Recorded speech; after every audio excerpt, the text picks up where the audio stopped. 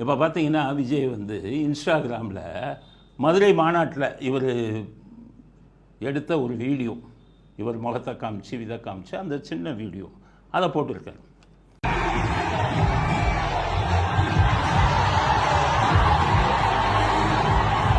போட்டால் 11 கோடி பேர் அதை பார்த்துருக்காங்க. அதில் 11 கோடி பேரில் 5 கோடி பேர் 4 கோடி பேர் வந்து மற்ற மாநிலங்களை சேர்ந்தவராக இருந்தாங்கன்னு வைங்க.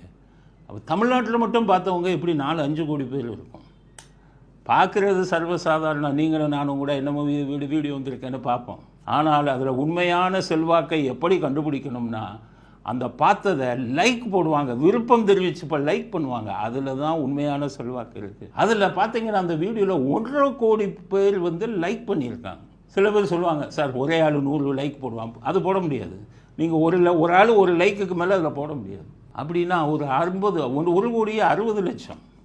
அந்த 60 லட்சத்தை மற்ற மாநிலங்கள்னு வச்சுக்கிட்டா கூட குறைந்தது 1 கோடி லைக்ஸ் வந்து தமிழ்நாட்டில் விஜய்க்கு அந்த இன்ஸ்டாகிராமில் வந்திருக்கு. அப்படிங்கிறது ஒரு அதிர்ச்சி தரக்கூடிய விஷயம் அரசியல்வாதிகளுக்கு.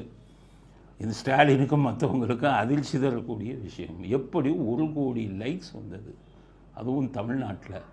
1 கோடி 60 லட்சத்தில் 60 லட்சத்தை நம்ம குறைச்சாலும் 1 கோடி லைக்ஸ்.